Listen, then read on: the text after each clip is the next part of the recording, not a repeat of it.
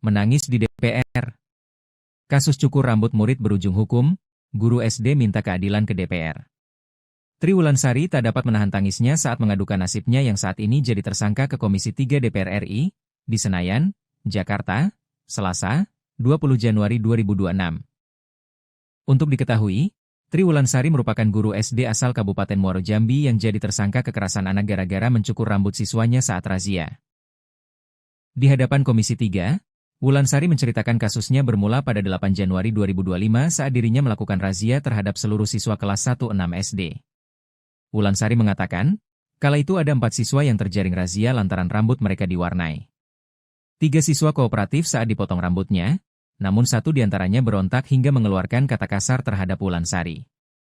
Kasus ini berbuntut panjang lantaran orang tua siswa tak terima dan melaporkannya ke pihak kepolisian. Assalamualaikum warahmatullahi wabarakatuh.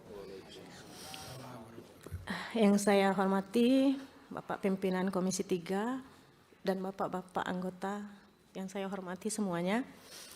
Baiklah, di sini saya akan menceritakan sedikit kronologi dari awal tahun 2025. Itu bertepat di bulan Januari tanggal 8. Kejadiannya terjadi di lapangan sekolah. Jadi anak berkumpul di lapangan sekolah dari kelas 1 sampai kelas 6. Kebetulan ada anak 4 orang yang rambutnya bersemir, Pak. Jadi rambutnya bersemir pirang. Anak kelas 6 SD. Merah gitu ya, cat pirang ya? Iya, di semir pirang, di cat merah. Jadi saya melakukan razia karena sebelumnya sudah diberitahu.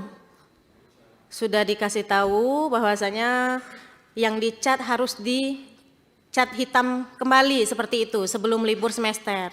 Ternyata setelah masuk liburan semester, mereka masih rambutnya bersemir. Nah, jadi saya merazia, saya potong rambutnya. Anak yang bertiga, teman anak yang ini tadi, mereka menurut ketika dipotong, mereka menurut karena mereka merasa memang salah mereka seperti itu. Nah, yang satu ini mereka berontak, dia nggak mau dipotong rambutnya. Jadi akhirnya saya bilang dipotong sedikit aja seperti itu.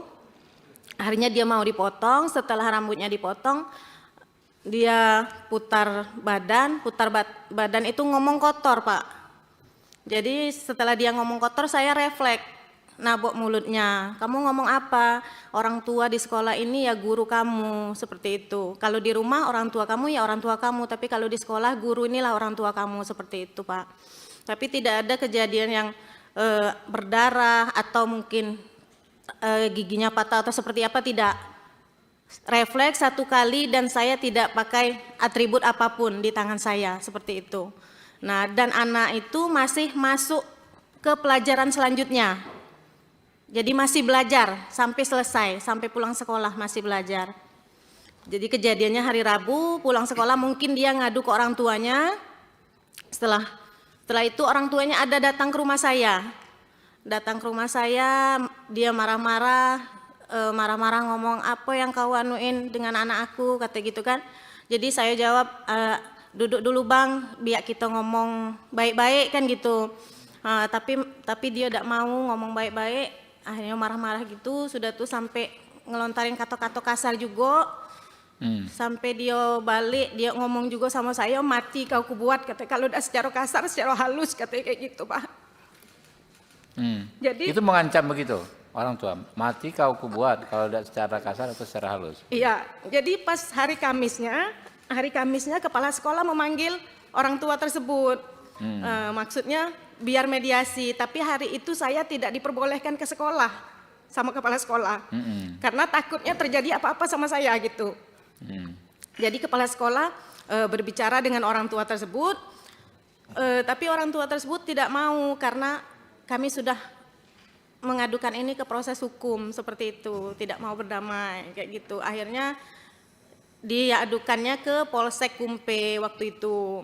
Nah, akhirnya saya dipanggil juga, dapat surat undangan, diwawancarai di sana, dan ada di situ tanggal berapa?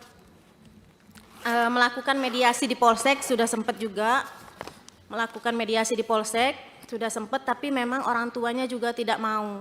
Malahan dia menyebut kalau ada jalur yang tidak melibatkan dinas pendidikan, saya tempuh jalur itu. Seperti itu, Pak. Akhirnya kasusnya berlanjut, sampailah ke Polres. Ini saya singkat aja ceritanya, Pak. Nggak apa-apa, detail juga nggak apa-apa. Bu. Detail juga nggak apa-apa. Terus. Jadi pada tanggal 13 Januari, itu Kabid SD kebetulan dipimpin dengan Pak Sabki, waktu itu sempat datang juga, turun ke desa, dan datang ke rumah orang tua tersebut untuk mediasi juga, Pak. Tapi tidak menemui titik temu. Udah itu yang kejadian mediasi di Polsek itu tanggal 22 Januari. Mediasi di Polsek terjadi, ya orang tua mengatakan seperti itu. Kalau ada jalur yang tidak melibatkan dinas pendidikan, saya tempuh jalur itu, katanya. Pada bulan Maret, saya beserta suami naik ke rumah ke ketua adat, ingin menyelesaikan masalah ini, mengajak ketua adat untuk ke rumah orang tua tersebut biar bisa diselesaikan di desa, seperti itu. Tapi ketua adat menolak, ketua adatnya datang sendiri ke rumah orang tua tersebut dan memang tidak ada penyelesaian. Tidak ada. Pada tanggal 12 Maret ada surat panggilan mediasi di Polres, itu juga tidak terlaksana. Kebetulan hari itu saya ada kegiatan, jadi suami yang mewakilkan untuk datang ke Polres. Tapi ketika suami datang ke Polres ternyata pihak orang tua tersebut sudah pulang, jadi mediasinya tidak terlaksana. Pada tanggal 6 Mei, pihak PGRI Kabupaten Muaro Jambi turun ke Desa Pemataraman. Nah, jadi berharap ada mediasi juga dengan orang tua tersebut, tetapi memang tidak ada penyelesaian. Jadi kebetulan Ketua PGRI-nya Pak Ismianto, Bapak ini mewawancarai semua guru yang ada di sekolah. Seperti itu. Jadi gurunya satu-satu dipertanyakan seperti apa. Saya juga tidak tahu keterangan mereka seperti apa. Sudah itu Bapak ini sempat mau mampir ke rumah orang tua itu, tapi orang tuanya nggak di rumah, jadi nggak jadi. Pada Kamis tanggal 15 Mei saya dipanggil lagi menjadi saksi di Polres Muaro Jambi. Pada tanggal 20 Mei sama seperti itu juga, saya dimintai saksi dan saya ditetapkan tersangka pada pada tanggal 28 Mei saya dipanggil juga ke ruangan kepala dinas bersama Bapak Ketua PGRI juga. Di situ juga kami mencari penyelesaian atas kasus ini seperti apa. Dan pada hari itu juga saya ditetapkan sebagai tersangka di Polres Muaro Jambi. Dan pada bulan Juni itu saya sudah mulai wajib lapor di Polres Muaro Jambi. Pada awalnya wajib lapor itu 2 kali dalam seminggu, hari Senin dan hari Kamis. Setelah berjalan 1 bulan, saya wajib lapor 1 kali seminggu di hari Kamis. Pada hari Senin tanggal 18 Agustus, Ketua PGRI beserta pengawas SD, beserta kepala sekolah, dan Ketua PGRI Kecamatan juga hadir di rumah orang tuanya. Tapi jawabannya sama ya Pak. Jawabannya juga sama, proses hukum tetap berjalan. Dan ada juga saya saya ke rumah beliau bersama suami saya untuk meminta maaf secara pribadi, saya dengan suami. Jawabannya juga, ya kalau dimaafin tetap dimaafkan, tapi proses hukum tetap berjalan seperti itu Pak.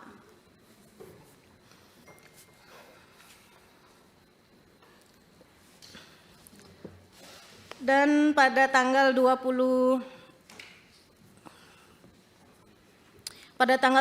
November, saya dan seluruh Kades di Kumpe menghadap ke Bapak Bupati Muaro Jambi untuk mengurus kasus suami saya. Untuk mengurus kasus suami saya sekaligus menyelesaikan permasalahan saya.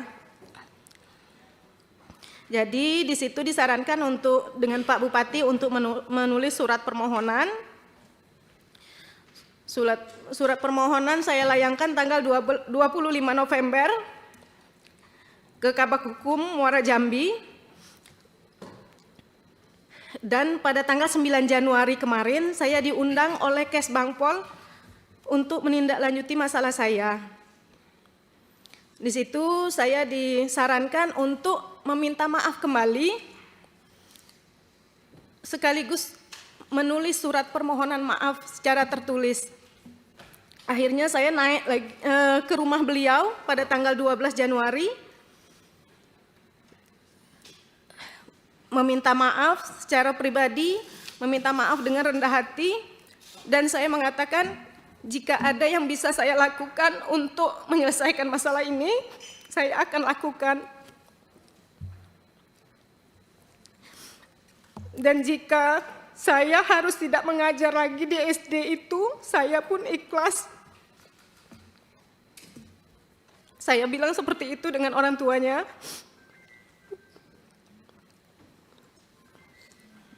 Tapi jawaban mereka, kami mau berembuk keluarga dulu, besok pagi saya kasih keputusannya. Tapi keputusan itu tidak ada sampai hari ini.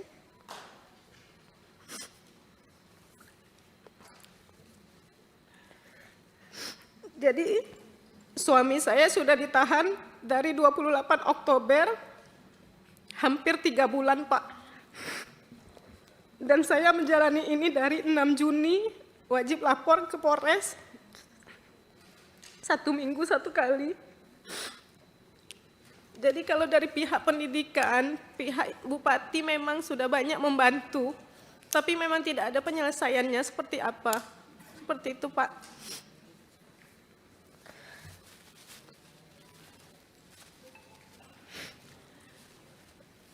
Saya berharap di sini tidak banyak yang saya harapkan, saya cuma ingin suami saya pulang dan masalah saya selesai, seperti itu Pak.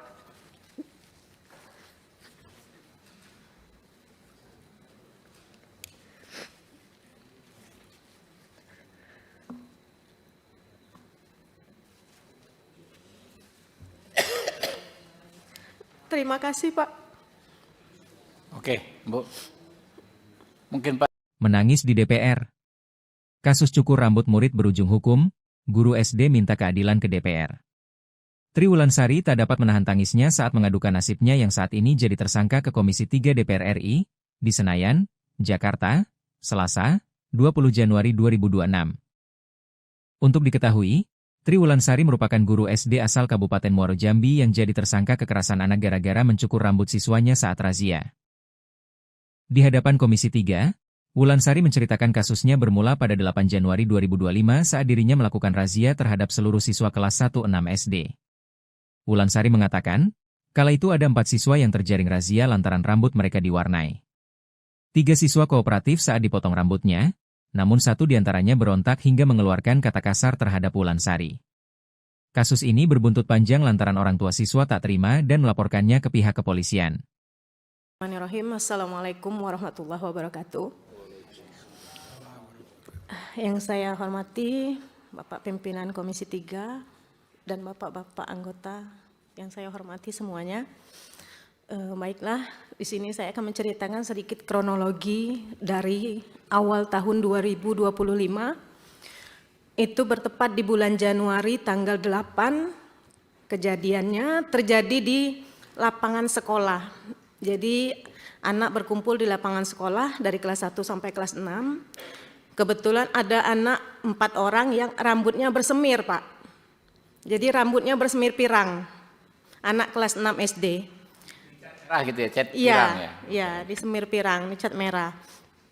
Jadi saya melakukan razia karena sebelumnya sudah diberitahu, sudah dikasih tahu bahwasanya yang dicat harus dicat hitam kembali seperti itu sebelum libur semester. Ternyata setelah masuk liburan semester, mereka masih rambutnya bersemir. Nah, jadi saya merazia, saya potong rambutnya. Anak yang bertiga, teman anak yang ini tadi, mereka menurut ketika dipotong, mereka menurut karena mereka merasa memang salah mereka seperti itu. Nah, yang satu ini mereka berontak, dia nggak mau dipotong rambutnya. Jadi akhirnya saya bilang dipotong sedikit aja seperti itu. Akhirnya dia mau dipotong, setelah rambutnya dipotong, dia putar badan itu ngomong kotor, Pak. Jadi setelah dia ngomong kotor, saya refleks, nabok mulutnya. Kamu ngomong apa? Orang tua di sekolah ini ya guru kamu, seperti itu. Kalau di rumah orang tua kamu ya orang tua kamu, tapi kalau di sekolah guru inilah orang tua kamu, seperti itu, Pak. Tapi tidak ada kejadian yang berdarah atau mungkin giginya patah atau seperti apa, tidak. Refleks satu kali dan saya tidak pakai atribut apapun di tangan saya, seperti itu. Nah, dan anak itu masih masuk ke pelajaran selanjutnya. Jadi masih belajar sampai selesai, sampai pulang sekolah masih belajar. Jadi kejadiannya hari Rabu, pulang sekolah mungkin dia ngadu ke orang tuanya. Setelah itu orang tuanya ada datang ke rumah saya. Datang ke rumah saya, dia marah-marah ngomong, apa yang kau anuin dengan anak aku, kata gitu kan. Jadi saya jawab, duduk dulu bang, biar kita ngomong baik-baik kan gitu. Tapi dia tidak mau ngomong baik-baik, akhirnya marah-marah gitu, sudah tuh sampai ngelontarin kata-kata kasar juga. Sampai dia balik, dia ngomong juga sama saya, mati kau kubuat, kata kalau udah secara kasar, secara halus, katanya kayak gitu, Pak. Jadi itu mengancam begitu orang tua, mati kau kubuat kalau tidak secara kasar atau secara halus. Iya, jadi pas hari Kamisnya kepala sekolah memanggil orang tua tersebut. Maksudnya biar mediasi, tapi hari itu saya tidak diperbolehkan ke sekolah sama kepala sekolah. Karena takutnya terjadi apa-apa sama saya gitu. Jadi kepala sekolah berbicara dengan orang tua tersebut, tapi orang tua tersebut tidak mau karena kami sudah mengadukan ini ke proses hukum seperti itu, tidak mau berdamai kayak gitu. Akhirnya diadukannya ke Polsek Kumpe waktu itu. Nah, akhirnya saya dipanggil juga, dapat surat undangan, diwawancarai di sana, dan tanggal ada di situ tanggal berapa? Melakukan mediasi di Polsek sudah sempat juga, melakukan mediasi di Polsek sudah sempat, tapi memang orang tuanya juga tidak mau. Malahan dia menyebut kalau ada jalur yang tidak melibatkan dinas pendidikan, saya tempuh jalur itu, seperti itu, Pak. Akhirnya kasusnya berlanjut, sampailah ke Polres. Ini saya singkat aja ceritanya, Pak. Nggak apa-apa, detail juga nggak apa-apa. Detail juga nggak apa-apa.